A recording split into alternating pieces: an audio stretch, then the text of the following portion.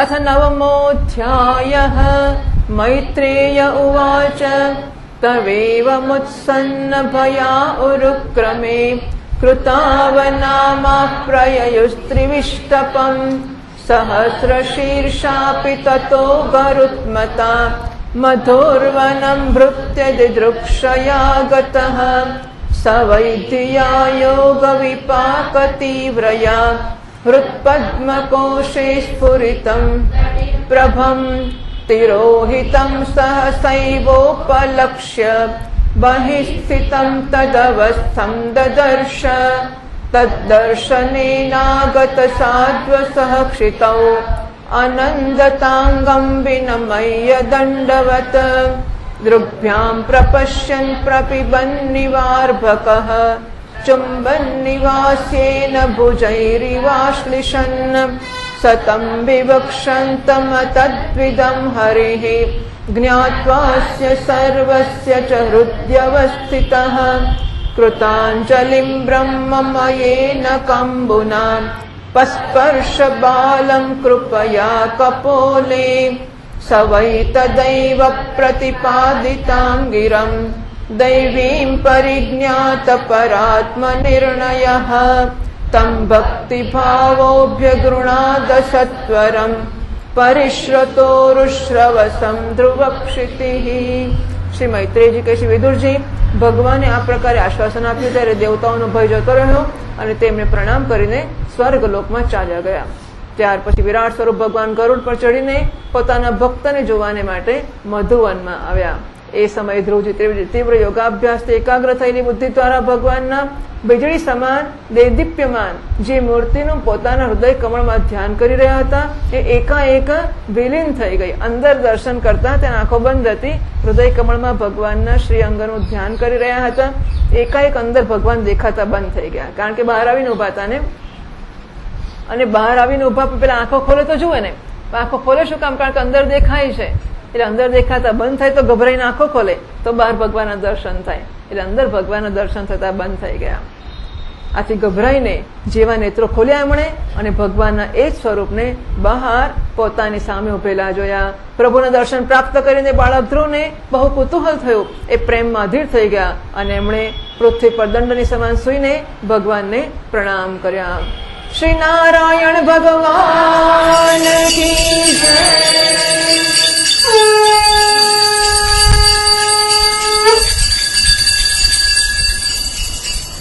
પછી એવી રીતે પ્રેમભરી દૃષ્ટિથી ભગવાનની સામે જોવા લાગ્યા જાણે આંખોથી ભગવાનને પી જશે, મુખથી ભગવાનને ચૂમી લેશે, ભુજાઓમાં ભગવાનને કસી લેશે. એ હાથ જોડીને પ્રભુની સામે ઉભા હતા. એ સ્તુતિ કરવા તો ઈચ્છતા હતા, પરંતુ કેવી રીતે સ્તુતિ કરવી એ તો જાણતા નહોતા. સર્વાંતર્યામી હરિ એમના મનની વાત જાણી ગયા. એમણે કૃપાપૂર્વક પોતાના વેદમય શંખને એમના ગાલ સાથે સ્પર્શ કરાવી દીધો. ધ્રુવજી ભવિષ્યમાં અવિચળ પદ પ્રાપ્ત કરવાના હતા. આ સમયે શંખનો સ્પર્શ થતાં જ એમને વેદમયી દિવ્યવાણી પ્રાપ્ત થઈ ગઈ અને જીવ તથા બ્રહ્મના સ્વરૂપનો પણ નિશ્ચય થઈ ગયો. એ અત્યંત ભક્તિભાવથી ધૈર્યપૂર્વક વિશ્વવિખ્યાત કીર્તિમાન શ્રીહરિની સ્તુતિ કરવા લાગ્યા. ધ્રુવ ઉવાચ યોऽन्तઃ પ્રવિશ્ય મમ વાચમિમાં પ્રસુપ્તાम् સંજીવયત્યખિલ શક્તિધરસ્વધામ્ના अन्यांश्च हस्तचरणश्रवणत्वगादीन् प्राणान् नमो भगवते पुरुषाय तुभ्यम् एकस्त्वमेव भगवन्निदमात्मशक्त्या मायाख्ययोरुगुणया महदाद्यशेषम् सृष्ट्वानुविश्य पुरुषस्तदसद्गुणेषु नानेव दारुषु विभावसु वद्विभासि त्वद्दत्तया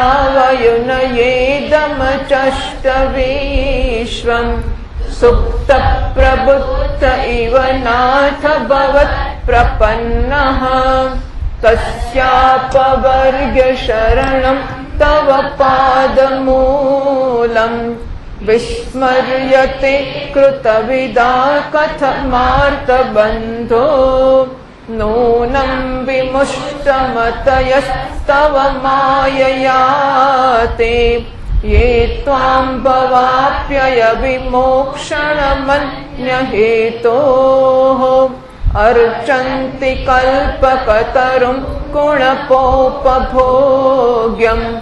इच्छन्ति यत्स्पर्शजं निरयेऽपि नृणाम् या निर्वृतिस्तनुभृतां तव पादपद्म ध्यानाद्भवच्चन कथा श्रवणे न वा स्यात् सा ब्रह्मणि स्वमहिमन्यपि नाथमाभूत् किं त्वन्तकासि लोलितात्पततां विमानात् भक्तिं मुहुः तां त्वयि मे प्रसङ्गः भूयादनन्तमहता ममलाशयानां येनाञ्जसोल्बणमुरुव्यसनं भवाब्धिं निश्ये भवद्गुणकथामृतपानमत्तः तेन स्मरन्त्यतितरां प्रियमीशमर्त्यम् ये चान्वदस्सुतसुहृद्गृहवित्तदाराः ते त्वब्जना भवदीयपदारविन्द सौगन्ध्यलुप्तहृदयेषु कृतप्रसङ्गाः तिर्यं न गद्विजसरीसृपदेवदैत्य मर्त्यादिभिः परिचितं सदसद्विशेषम् रूपं स्थविष्टमजते महदाद्यनेकम् नातः परं परमवेद्मि न यत्र वादः कल्पान्त एतदखिलं जठरेण गृह्णन् शेते पुमान् स्वदृगनन्तसखस्तदङ्के यन्नाभिसिन्धुरुह काञ्चनलोकपद्म गर्भेद्युमान् भगवते प्रणतोऽस्मि तस्मै त्वं नित्यमुक्तपरिशुद्धविबुद्ध आत्मा कूटस्थ आदिपुरुषो भगवांस्त्र्यधीशः यद्बुद्ध्यवस्थितिमखण्डितया स्वदृष्ट्या दृष्ट्वा स्थिता बधिमखो व्यतिरिक्त आस्ते यस्मिन् विरुद्धगतयो यनिशं पतन् विद्यादयो विविधशक्तय आनुपूर्व्यात् तद्ब्रह्म विश्वभवमेकमनन्तमाद्यम् आनन्दमात्रमविकारमहं प्रपद्ये सत्याशिषो हि भगवंस्तव पादपद्मम् आशीस्तथानुभजतः पुरुषार्थमूर्तेः अप्येवमर्य भगवान् परिपाति दीनान् वाशेव वत्सकमनुग्रहकातरोऽस्मान् ધ્રુવ સ્તુતિ તરીકે આ સ્તુતિ ઓળખાય છે.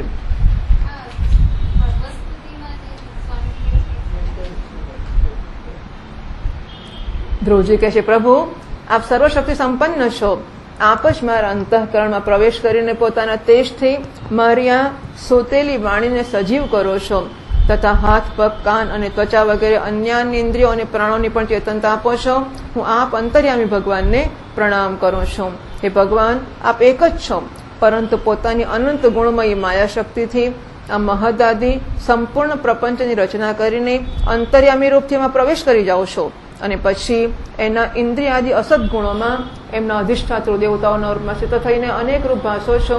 બરાબર એવી રીતે જેવી રીતે જાત જાતની લાકડીઓમાં પ્રવેશ કરીને પ્રગટ થતી અગ્નિ પોતાની ઉપાધિઓને અનુસાર ભિન્ન ભિન્ન રૂપોમાં ભાસે છે. હે નાથ, સૃષ્ટિના આરંભમાં બ્રહ્માજીએ પણ આપનું શરણ લીધું અને આપના આપેલા જ્ઞાનના પ્રભાવથી જ આ જગતને સૂઈને ઉઠેલા પુરુષને સમાન જોયું હતું. હે દીનબંધુ, એ જ આપના ચરણ તળનો મુક્ત પુરુષ પણ આશ્રય લે છે. કોઈ પણ કૃતજ્ઞ પુરુષ આપના ચરણને કેવી રીતે ભૂલી શકે છે? હે પ્રભુ, આ શવતુલ્ય શરીરો દ્વારા ભોગવી શકાતા ઇન્દ્રિય અને વિષયોના સંસર્ગથી ઉત્પન્ન સુખ તો મનુષ્યોને નરકમાં પણ મળી શકે છે. જે લોકો વિષય સુખને માટે લાલાયિત રહે છે અને જે જન્મ મરણના બંધનથી છોડાવી દેનારા કલ્પવૃક્ષ સ્વરૂપ આપની ઉપાસના ભગવત પ્રાપ્તિ સિવાય બીજા કોઈ ઉદ્દેશ્યથી કરે છે, જેમ કે પોતે ધ્રુવ પોતે પણ ભગવાનની પ્રાપ્તિ સિવાયના ઉદ્દેશ્યથી ભગવાનની સ્તુતિ કરી રહ્યો છે. એમની બુદ્ધિ અવશ્ય જ આપની માયાથી ઠગાઈ ગઈ છે. હે નાથ, આપના ચરણ કમળોનું ધ્યાન કરવાથી અને આપના ભક્તોના પવિત્ર ચરિત્રો સાંભળવાથી પ્રાણીઓને જે આનંદ પ્રાપ્ત થાય છે એ નિજાનંદ સ્વરૂપ બ્રહ્મમાં પણ મળી શકતો નથી. પછી જેમને કાળની તલવાર કાપી રહી છે એ સ્વર્ગીય વિમાનોથી પડનારા પુરુષોને તો એ સુખ મળી શકે જ કેવી રીતે? એ અનંત પરમાત્મા, મને તો આપ એ વિશુદ્ધ હૃદય મહાત્મા ભક્તોનો સંગ આપો, જેમના આપમાં અવિચ્છિન્ન ભક્તિભાવ છે. એમના સંગમાં હું આપના ગુણો અને લીલાઓની કથા સુધાને પી પીને ઉન્મત્ત થઈ જઈશ અને સહજ જ અનેક પ્રકારના દુઃખોથી પૂર્ણ ભયંકર સંસાર સાગરને પેલે પાર પહોંચી જઈશ. હે કમળનાભ પ્રભુ, જેમનું ચિત્ત આપના ચરણ કમળની સુગંધમાં લોભાયેલું છે, એ મહાનુભાવ લોકો જે સત્સંગ કરે છે, એ મહાનુભાવોનો જે લોકો સંગ કરે છે તે પોતાના અત્યંત પ્રિય શરીર અને એના સંબંધી પુત્ર મિત્ર ઘર અને સ્ત્રી વગેરેનું ભાન પણ નથી કરતા. અજન્મા પરમેશ્વર, હું તો પશુ વૃક્ષ પર્વત પક્ષી સાપ વગેરે પેટે ચાલનારા જીવો, દેવતા દૈત્ય અને મનુષ્ય વગેરેથી પરિપૂર્ણ તથા મહદાદી અનેક કારણોથી સંપાદિત આપના આ સદાત્મક સ્થૂળ વિશ્વરૂપને જાણું છું. એનાથી પર જે આપનું પરમ સ્વરૂપ છે, જેમાં વાણીની ગતિ નથી, એને તો મને કાંઈ ખબર જ નથી.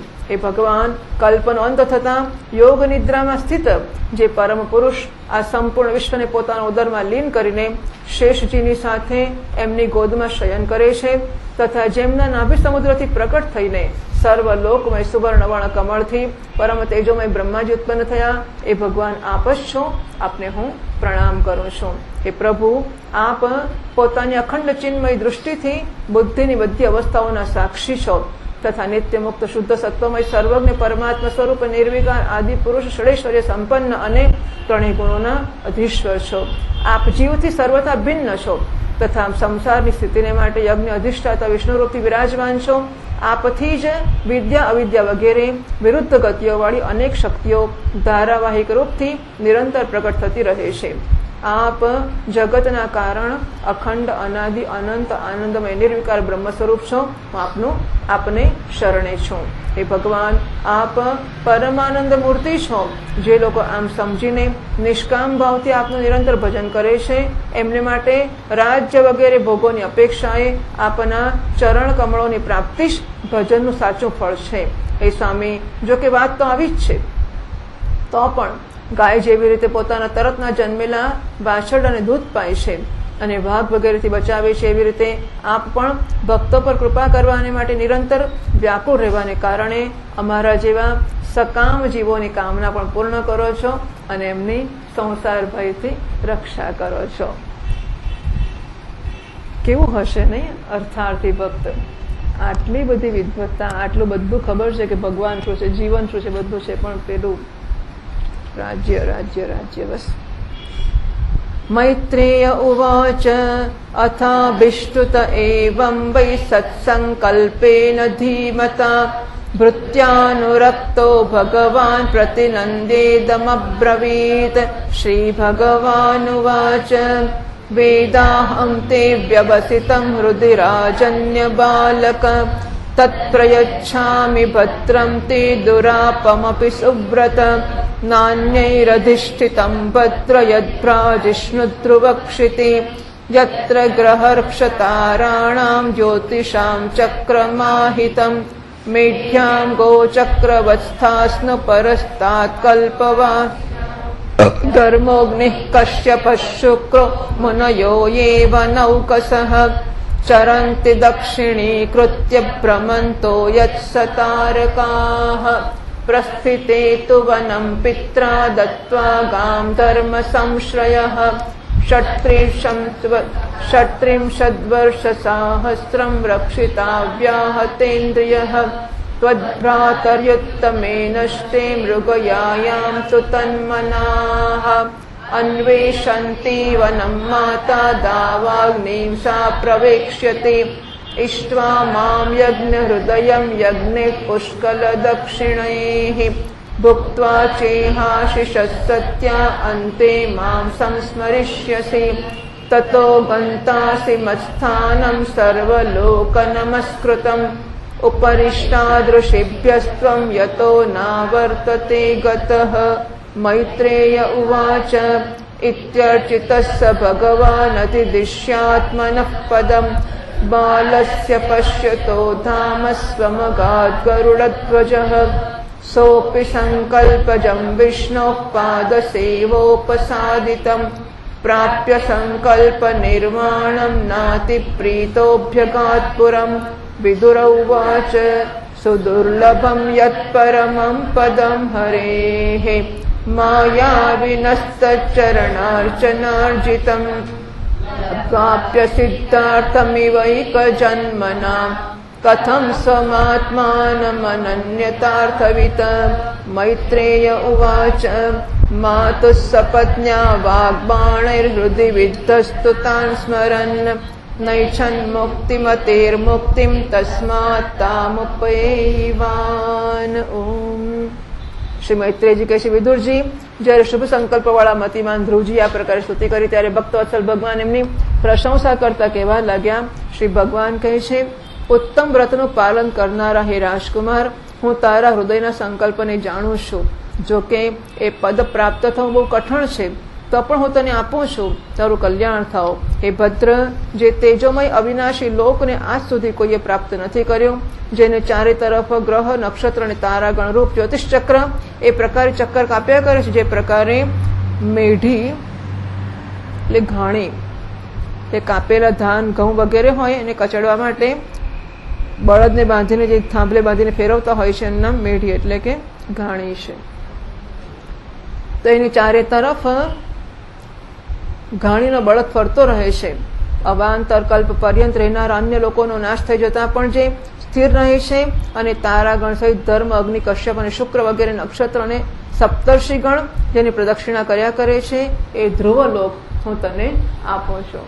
અહીં પણ જ્યારે તારા પિતા તને રાજ સિંહાસન આપીને વનમાં, એ તો પછીની વાત છે, પણ અત્યારે શું તો કે અહીં પણ જ્યારે તારા પિતા તને રાજ સિંહાસન આપીને વનમાં ચાલ્યા જશે, ત્યારે તું 36,000 વર્ષો સુધી ધર્મપૂર્વક પૃથ્વીનું પાલન કરીશ. તારી ઇન્દ્રિયોની શક્તિ જેમની તેમ રહો. 36,000માં તો હું ગરલો થઈ જઈશ ને? તો કે ના, ઇન્દ્રિયોની શક્તિ જેવી છે તેવી જ રહેશે.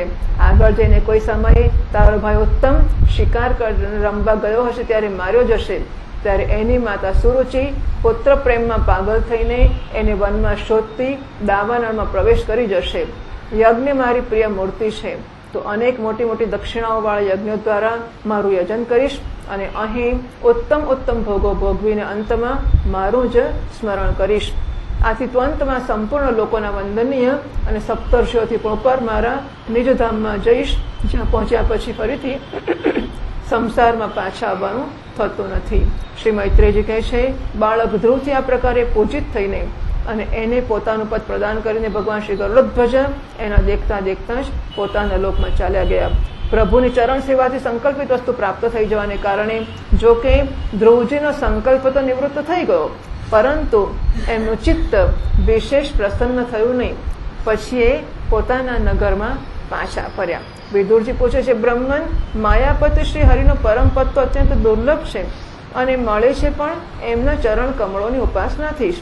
ધ્રુવજી પણ સારા સારનો પૂર્ણ વિવેક રાખતા હતા. પછી એક જ જન્મમાં એ પરમ પદને પ્રાપ્ત કરી લીધા પછી પણ એમણે પોતાને અકૃતાર્થ શાથી સમજ્યા?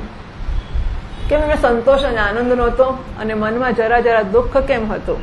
શ્રી મૈત્રેયજી કહે છે, ધ્રુવજીનું હૃદય પોતાની અપર માતાના વાઘ બાણોથી વિંધાયેલું હતું અને વરદાન માંગતી વખતે પણ એનું સ્મરણ બનેલું હતું. સીધે રાગથી ચિંતન થાય એના કરતા દ્વેષથી ચિંતન બહુ એકાગ્રતાથી થતું હોય છે. રાગનું ચિંતન ભૂલી શકાય ક્યારેક, પણ દ્વેષનું ચિંતન ભૂલાતું નથી.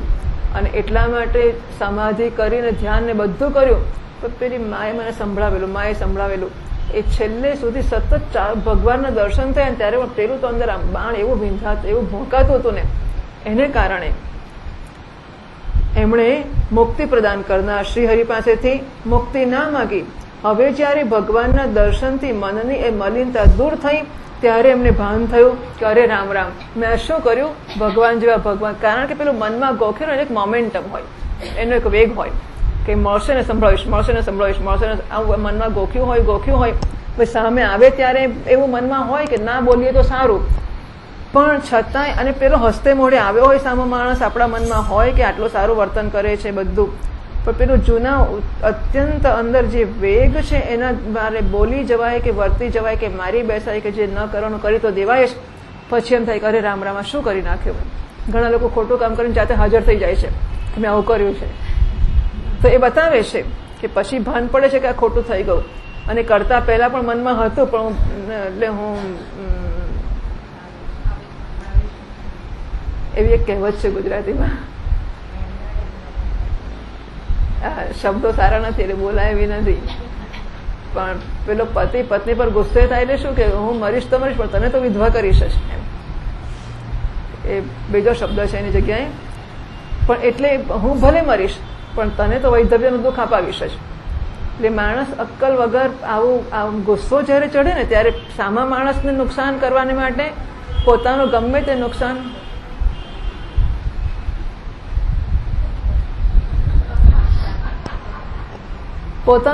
તે નુકસાન વહોરી લેવા તૈયાર થઈ જાય, પણ તને તો ખબર પાડી દઈશ.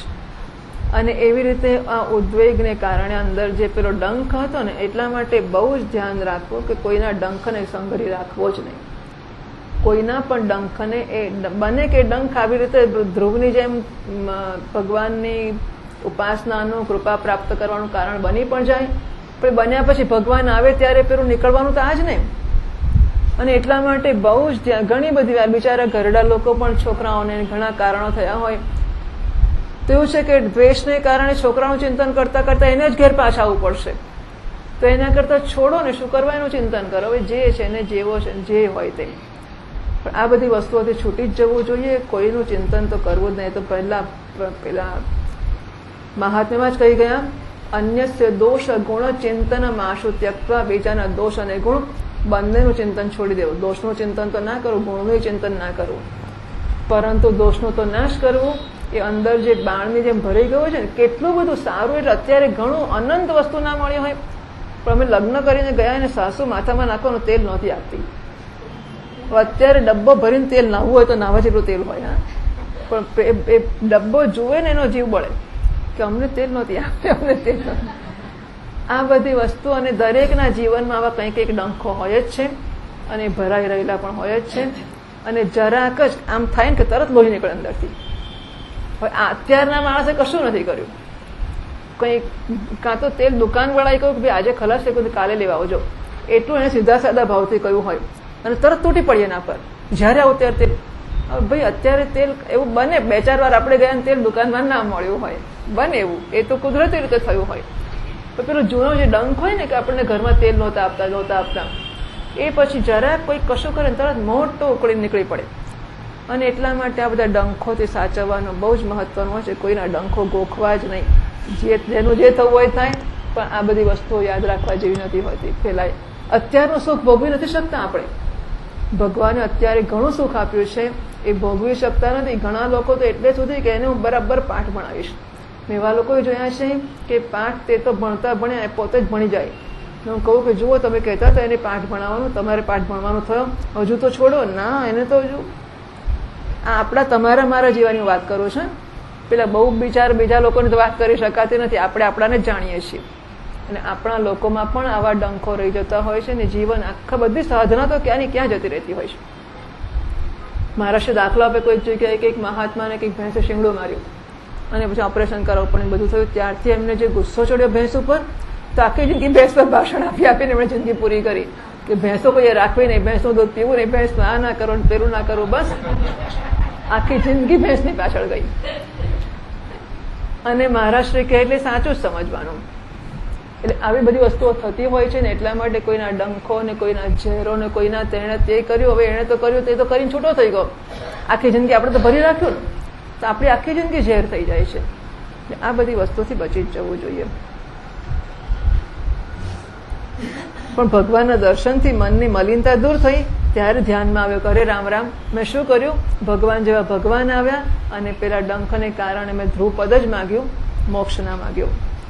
ધ્રુવ ઉવાચ સમાધિના નૈક ભવે નયત પદમ વિદુસ્સનંદાદય ઊર્ધ્વરેતસઃ માસૈરહં ષડ્ભિરમુષ્ય પાદયોઃ છાયામુપેત્યાપગત પૃથન્મતિઃ અહો બત મમાનાત્મ્યં મંદભાગ્યસ્ય પશ્યત ભવચ્છિદઃ પાદમૂલં ગત્વા યાચે યદંતવત મતિર્વિદૂષિતા દેવૈઃ પતદ્ભિરસહિષ્ણુભિઃ યો નારદવચस्तथ्यं નાગ્રાહીશમસત્તમઃ दैवी मायामुपाश्रित्य प्रसुप्त इव भिन्नदृक् तप्ये द्वितीयेऽप्य सति भ्रातृभ्रातृव्यः द्रुजा मयैतत्प्रार्थितं व्यर्थं चिकित्सेव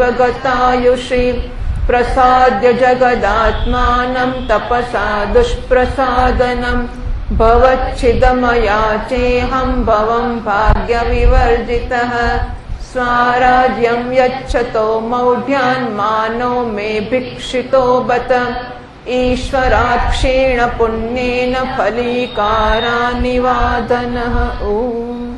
ધ્રુવજી મનમાં ને મનમાં કહેવા લાગ્યા, અહો સનકાદિ ઉર્ધ્વ રેતા નૈષ્ટિક બ્રહ્મચારી સિદ્ધો પણ જેમના સમાધિ દ્વારા અનેક જન્મોમાં પ્રાપ્ત કરી શકે છે એ ભગવાનના ચરણોની છાયાને મેં 6 મહિનામાં પ્રાપ્ત કરી લીધી, પરંતુ ચિત્તમાં બીજી વાસના રહેવાને કારણે હું ફરીથી એ ચરણોથી દૂર થઈ ગયો.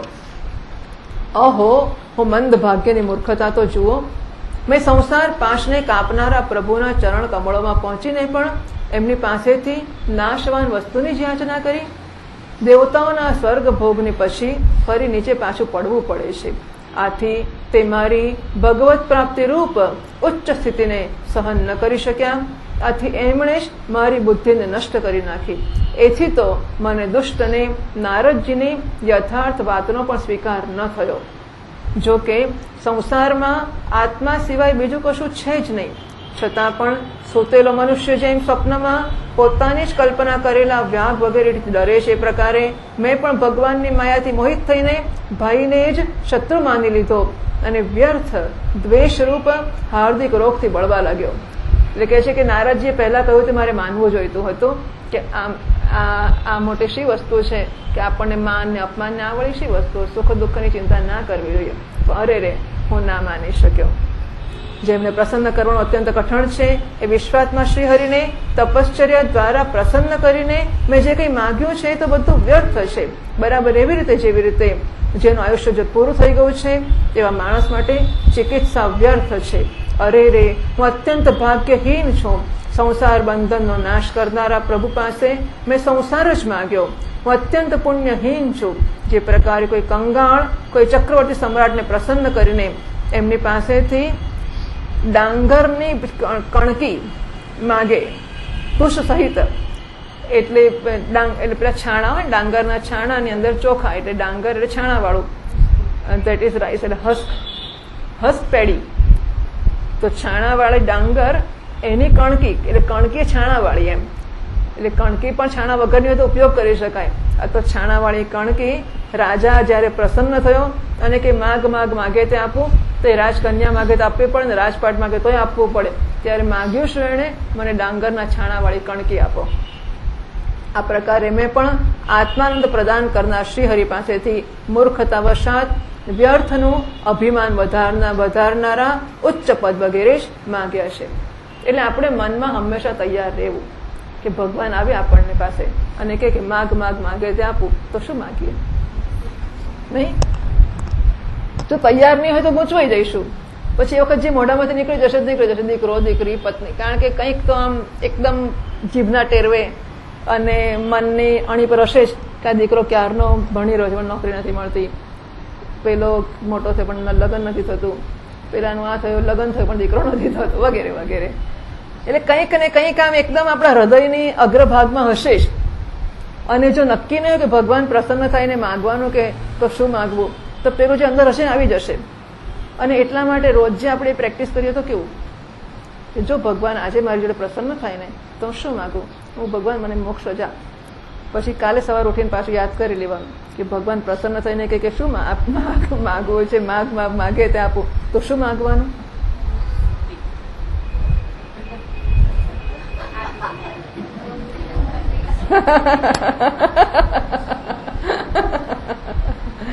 શું માગવાનું?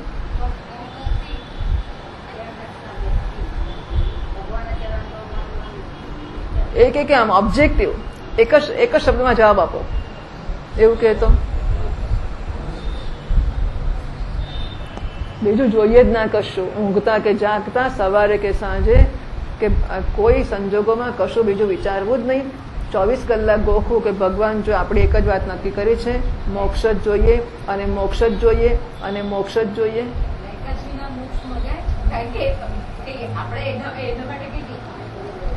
એને ભાન નહીં પડતું હોય, એને ભાન નહીં પડતું હોય એટલું.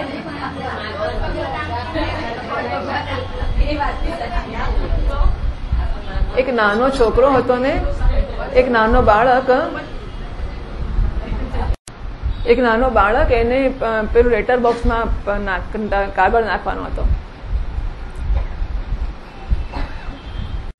નાના બાળકને લેટર બોક્સમાં ટપાલ પેટીમાં ટપાલ નાખવી હતી.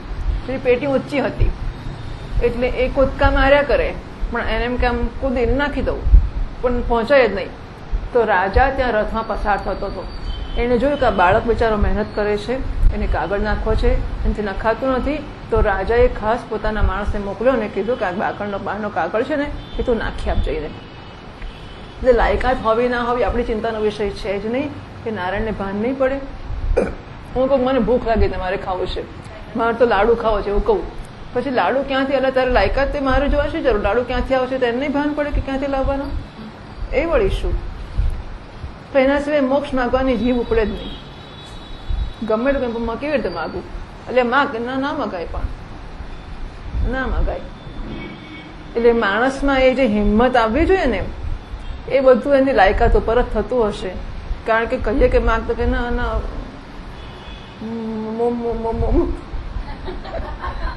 મોક્ષ, હું મારી વાત કરો છો, મને મોક્ષ ના ના ના ના ભાઈ સાહેબ મારથી ના કહેવાય કે મને મોક્ષ, એટલે માગને આપું પણ ના માગે.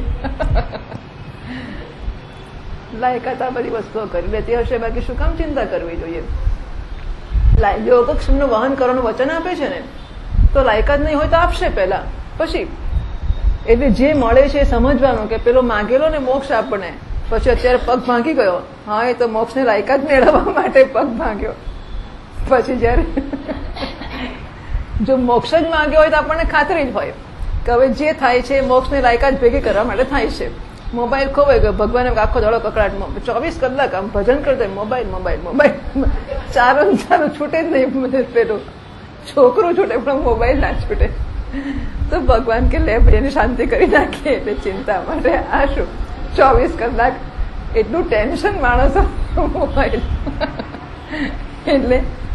એટલે જો ભગવાન પાસે ભક્તિ માગીએ, ભગવાનમાં પ્રેમ માગે, આવું બધું માગીએ ને તો પછી ભગવાન કહે તો મને ફાવે એવી રીતે આપો. હું તારે મને ઓર્ડર નહીં કરવાનો કે હું મોક્ષ માટે મને મોબાઈલ આપો, મારે જોઈએ છે મોક્ષ, પણ મોબાઈલ વગર મોક્ષ કેવી રીતે થાય. એટલે પહેલા બાર તારી જોડે વાત કરવી હોય કેવી રીતે વાત કરું, એટલે પહેલા મને મોબાઈલ આપ, પછી મેં તારો ફોટો પડાય એવું આપ, પછી બીજું શું શું જોઈએ ભાઈ, હેલિકોપ્ટર 2, મારે અહીંથી તારી પાસે આવવું હોય તો હેલિકોપ્ટર તો જોઈએ જ ને મારે, આવું બધું આપ. તો પછી ભગવાન વિચાર કરે. એટલે આપણે તો માત્ર એટલી જ ચિંતા કરવાની કે મારે આ હું સાચું કહું છું કે મનમાં સદા તદ્ભાવ ભાવિત, હંમેશા જે ભાવના જાળવી હશે, બધાને એકવાર જવાનો દિવસ આવશે જ. અને ત્યારે ભલે જિંદગીમાં ભગવાન આવે જ ક્યાંથી, એ તમને પ્રશ્ન ના સૂચ્યો, પહેલો પ્રશ્ન એ પૂછવાનો, તો ભગવાન આવે જ ક્યાંથી? પછી મને પૂછે ને, આવે તો પૂછે ક્યાંથી? પૂછે તો મને મોક્ષ આપે ક્યાંથી? ત્યાંથી પ્રશ્નો તો શરૂ થાય.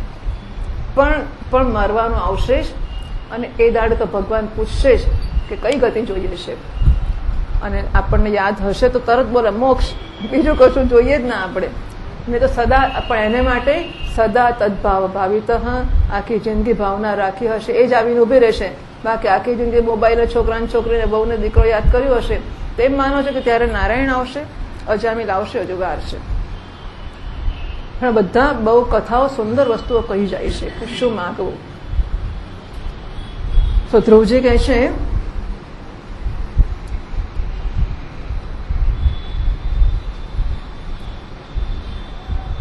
હું અત્યંત પુણ્યહીન છું, જે પ્રકારે કોઈ કંગાળ કોઈ ચક્રવર્તી સમ્રાટને પ્રસન્ન કરીને એની પાસે ડાંગરના છાણા સહિતની કણકી માગે, એ પ્રકારે આત્માનંદ પ્રદાન કરનારા શ્રીહરિ પાસે મૂર્ખતાવશ વ્યર્થનું અભિમાન વધારનાર ઉચ્ચ પદ વગેરે જ મેં માગ્યું છે.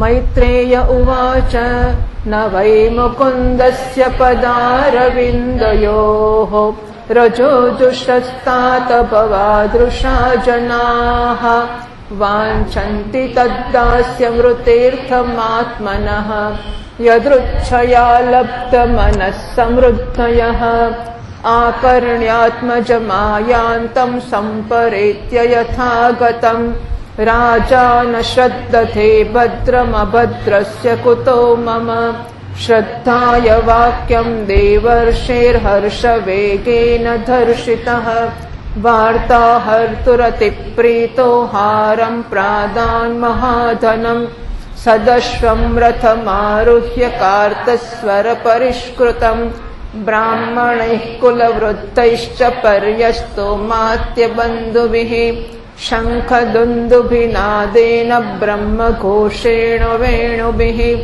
નિશ્ચક્રામ પુરાતૂર્ણમાત્મજાભીક્ષણોત્સુકઃ સુનીતિઃ સુરુચિશ્વાસ્ય મહિષ્યૌ રૂક્મભૂષિતે આરુહ્ય શિબિકાં સાર્ધમુત્તમેનાભિજગ્મતુઃ तं दृष्ट्वोपवनाभ्यास आयान्तं तरसारथात् अवरुह्य नृपस्तूर्णमासाद्य प्रेम विह्वलः परिरेभेऽङ्गजं दोर्भ्यां दीर्घोत्कण्ठमनाश्वसन् विश्वक्सेनाङ्घ्रिसंस्पर्श हताशेषाघबन्धनम् अथाजिघ्रन्तमुर्हुर्हि शीतैर्नयनवारिभिः स्नापयामास तनयं जातोद्दाम मनोरथः अभिवन्द्य पितुः पादावाशीर्भिश्चाभिमन्त्रितः ममातरौ शीर्ष्णा सत्कृतः सज्जनाग्रणीः सुरुचिस्तं समुत्थाप्य पादावनतमर्भकम् परिष्वज्याह जीवेति बाष्पगद्गदया गिरा यस्य प्रसन्नो भगवान् गुणैर्मैत्यादिभिर्हरिः तस्मै नमन्ति भूतानि निम्नमाप इव स्वयम् उत्तमश्च ध्रुवश्चोभावन्योन्यं प्रेम विह्वलौ अङ्गसङ्गादुत्पुलका वस्त्रौघं मुहुरुहतुः सुनीतिरस्य जननी प्राणेभ्योऽपि प्रियं सुतम् उपगुह्य जहावाधिं तदङ्गस्पर्शनिर्वृता पयस्तनाभ्यां शुश्राव नेत्रजैः शिवैः तदाभिषिच्यमानाभ्यां वीरवीरसुवो मुहुः तां शशंसुर्जनाराग्निं दिष्ट्या ते पुत्र आर्तिः प्रतिलब्धश्चिरं नष्टो रक्षिता मण्डलं भुवः अभ्यर्चितस्त्वया नूनं भगवान् प्रणतार्तिः यदनुध्यायिनो धीरा मृत्युं जिज्ञुस्तु दुर्जयं लाल्यमानं जनैरेवं ध्रुवं सभ्रातरं नृपः आरोप्य करिणीं हृष्टस्तूयमानो विशत्पुरम्. શ્રી મૈત્રેયજી કહે છે, તાત તમારી જેમ જે લોકો શ્રી મુકુંદ પાદારવિંદ મકરંદના જ મધુકર છે, જે નિરંતર પ્રભુની ચરણ રજનું જ સેવન કરે છે અને જેમનું મન પોતાની જાતે જ આવેલી બધી પરિસ્થિતિઓમાં સંતુષ્ટ રહે છે, એ ભગવાનથી એમની સેવા સિવાય પોતાને માટે બીજી કોઈ પણ વસ્તુ માંગતા નથી. આ બાજુ જયારે રાજા ઉત્તાનપાદે સાંભળ્યું કે એમનો પુત્ર ધ્રુવ ઘેર પાછો આવી રહ્યો છે, ત્યારે એમની વાત પર વિશ્વાસ ન થયો. જેવી રીતે કોઈ યમલોકને ત્યાં જઈને પાછો આવે એ વાતનો વિશ્વાસ ન કરે. એ વિચારી રહ્યા, અરે રે, હું અભાગ્ય આવે, એવું ભાગ્ય ક્યાંથી કે મારો દીકરો પાછો આવે. પરંતુ પછી એમને દેવર્ષિ નારદની વાત યાદ આવી ગઈ. આથી એમની વાતમાં વિશ્વાસ થઈ ગયો અને આનંદના વેગથી અધીર થઈ ઉઠ્યા. એમણે અત્યંત પ્રસન્ન થઈને આ સમાચાર લાવનારને એક બહુમૂલ્ય હાર આપ્યો. રાજા ઉત્તાનપાદે પુત્રનું મુખ જોવાને માટે ઉત્સુક થઈને બહુ બધા બ્રાહ્મણો, કુળના વડીલો, વૃદ્ધો, મંત્રી અને બંધુજનોનો સાથ લીધો અને એક ઉત્તમ ઘોડાવાળા સુવર્ણજડિત રથ ઉપર સવાર થઈને એ ઝટપટ નગરની બહાર આવ્યા. એમની આગળ વેદધ્વનિ થતો હતો તથા શંખ, દુંદુભી અને વંશી વગેરે અનેક માંગલિક વાજા વાગતા હતા. એમની બંને રાણીઓ સુનીતિ અને સુરુચિ પણ સુવર્ણમય આભૂષણોથી વિભૂષિત થઈને રાજકુમાર ઉત્તમની સાથે પાલખીઓ પર ચડીને ચાલી રહી હતી. ધ્રુવજી ઉપવન પાસે આવી પહોંચ્યા. એમને જોતા જ મહારાજ ઉત્તાનપાદ તરત રથથી ઉતરી પડ્યા. પુત્રને જોવાને માટે બહુ દિવસોથી ઉત્કંઠિત થઈ રહ્યા હતા. એમણે ઝટપટ આગળ વધીને પ્રેમાતુર થઈને લાંબા શ્વાસ લેતા ધ્રુવજીને ભુજાઓમાં ભરી લીધા. હવે એ પહેલાના ધ્રુવ નહોતા. પ્રભુના પરમ પુનિત પાદ પદ્મનો સ્પર્શ થવાને કારણે એમના સમસ્ત પાપ બંધનો કપાઈ ગયા હતા. અર્થાત પિતાજી પહેલા આદર નહોતા કરતા, એ તો પોતાના કર્મોનો કે પાપોનો જ ફળ હતું. હવે બંધનો કપાઈ ગયા ત્યારે પિતા એમનો સ્વીકાર કર્યો. રાજા ઉત્તાનપાદની એક બહુ મહાન કામના પૂર્ણ થઈ ગઈ. એમણે વારંવાર પુત્રનું મસ્તક સૂંઘ્યું અને આનંદ તથા પ્રેમના કારણે નીકળતા ઠંડા આંસુઓથી એમને નવડાવી દીધા. એવું છે કે આનંદ અથવા પ્રેમને કારણે જે આંસુ આવે ને એ ઠંડા હોય છે અને શોકથી આંસુ આવે એ ગરમ હોય છે. ત્યાર પછી સજ્જનોમાં અગ્રગણ્ય ધ્રુવજીએ પિતાજીના ચરણોમાં પ્રણામ કર્યા અને એમના આશીર્વાદ પ્રાપ્ત કરીને કુશળ પ્રશ્ન વગેરેથી સન્માનિત થઈને બંને માતાઓને પ્રણામ કર્યા. નાની માતા સુરુચિએ પોતાના ચરણો પર ઝૂકેલા બાળક ધ્રુવને ઉઠાવીને હૃદયથી લગાવી લીધો અને અશ્રુ ગદગદ વાણીથી ચિરંજીવી રહો એવા આશીર્વાદ આપ્યા. જે પ્રકારે જળ સ્વયં નીચે તરફ જ વહે છે એ પ્રકારે મૈત્રી વગેરે ગુણોને કારણે જેના પર શ્રી ભગવાન પ્રસન્ન થાય છે એની આગળ બધા જીવો ઝૂકી જાય છે. આ બાજુ ઉત્તમ અને ધ્રુવ બંને પ્રેમથી વિભોર થઈને મળ્યા. એકબીજાના અંગોનો સ્પર્શ પ્રાપ્ત કરીને એ બંનેના શરીરમાં રોમાંચ થઈ આવ્યો અને નેત્રોમાંથી વારંવાર આંસુઓની ધારા વહેવા લાગી. ધ્રુવની માતા સુનીતિ પોતાના પ્રાણોથી પણ પ્યારા પુત્રને ગળે લગાવીને બધા સંતાપને ભૂલી ગઈ. એના સુકુમાર અંગોના સ્પર્શથી એને ખૂબ જ આનંદ પ્રાપ્ત થયો. વીરવર વિદુરજી વીર માતા સુનીતિના સ્તન એના નેત્રોથી ઝરતા મંગળમય આનંદાશ્રુઓથી ભીજાઈ ગયા અને એનાથી વારંવાર દૂધ વહેવા લાગ્યું. આ સમયે પૂર્વાસી લોકો એમની પ્રશંસા કરતા હતા અને કહેવા લાગ્યા, મહારાણીજી, આપનો લાલ બહુ દિવસોથી ખોવાયો હતો, સૌભાગ્યવશાતે પાછો આવ્યો છે. એ અમારા બધાનું દુઃખ દૂર કરનારો છે. બહુ દિવસો સુધી એ ભૂમંડળની રક્ષા કરશે. આપે અવશ્ય જ શરણાગત ભયભંજન શ્રી હરિની ઉપાસના કરી છે. એમનું નિરંતર ધ્યાન કરનારા ધીર પુરુષ પરમ દુર્જય મૃત્યુને પણ જીતી લે છે. વિદુરજી આ પ્રકારે જયારે બધા લોકો ધ્રુવના પ્રત્યે પોતાના લાડ પ્યાર પ્રગટ કરી રહ્યા હતા તે સમયે એમણે ભાઈ ઉત્તમ સહિત હાથણી પર ચડીને મહારાજ ઉત્તાનપાદને બહુ હર્ષ સાથે રાજધાનીમાં પ્રવેશ કર્યો. એ સમયે બધા લોકો એમના ભાગ્યની પ્રશંસા કરી રહ્યા હતા. તત્રોપસંકૃપ્તૈર્લસન મકરતોરણૈઃ સવૃંદૈઃ કદલી સ્તંભૈઃ પૂગપોતૈશ્ચ તદ્વિધૈઃ ચૂતપલ્લવવાસસ્રં મુક્તા દામ વિલંબિભિઃ ઉપસ્ફૃતં પ્રતિદ્વારમપાં કુંભૈઃ સદીપકૈઃ પ્રાકારૈર્ગોપુરાગારૈઃ શાતકુંભપરિચ્છદૈઃ સર્વતોऽલંકૃतं શ્રીમદ્વિમાનશિખરદ્યુभिः મૃષ્ટચત્વરરથ્યાટ્ટમાર્ગं ચन्दनचर्चितं लाजाक्षतैः पुष्पफलैस्तण्डुलैर्बलिभिर्युतं ध्रुवाय पथिदृष्टाय तत्र पुरस्त्रियः सिद्धार्थाक्षतदध्यम्बुदूर्वा पुष्पफलानि च उपजह्रुः प्रयुञ्जाना वात्सल्यादाशिषः सतीः शृण्वस्तद्वल्गुलीतानि प्राविशद्भवनं पितुः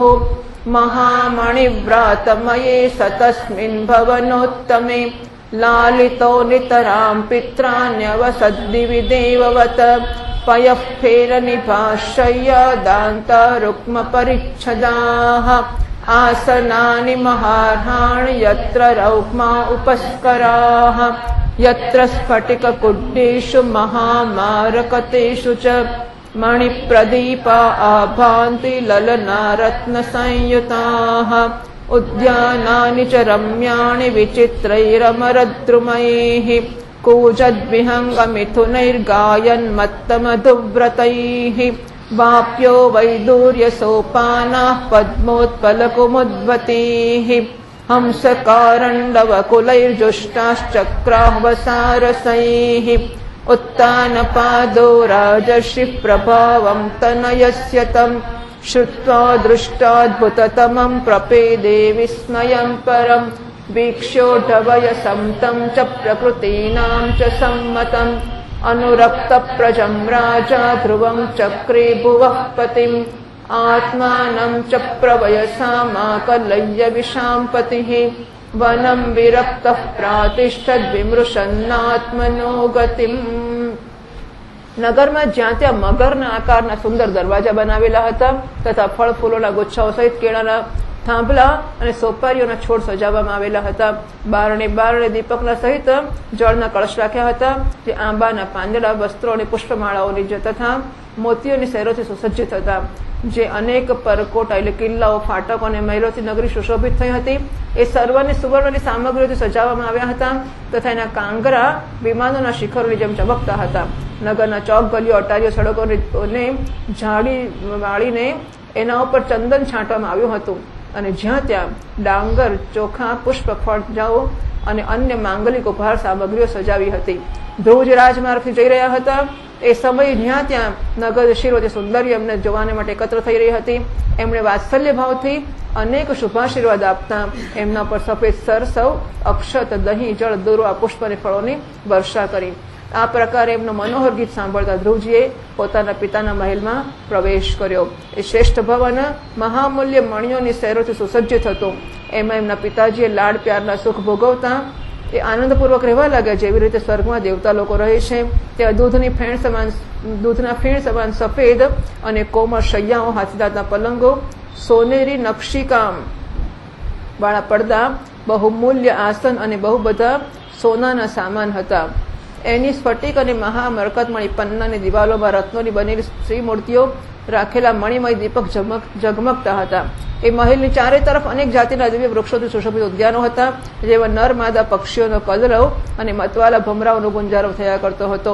એ બગીચાઓમાં વૈદુર્યમણી પોખરાજની સીડીઓથી સુશોભિત વાવો હતી જેમાં લાલ, લીલા અને સફેદ રંગના કમળ ખીલા રહેતા હતા તથા હંસ, કારંડવ, ચકવા અને સારસ વગેરે પક્ષીઓ ક્રીડા કરતા રહેતા હતા. રાજર્ષિ ઉત્તાનપાદે પોતાના પુત્રની અતિ અદભુત પ્રભાવની વાત દેવર્ષિ નારદ પાસે પહેલા સાંભળેલી જ હતી.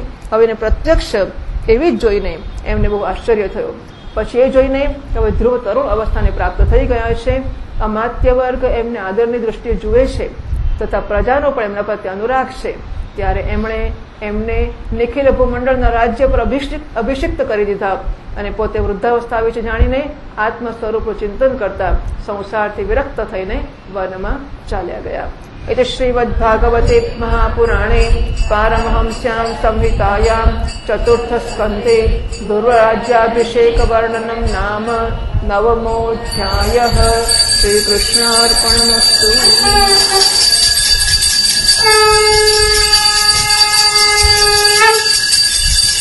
શ્રી કૃષ્ણચંદ્ર ભગવાન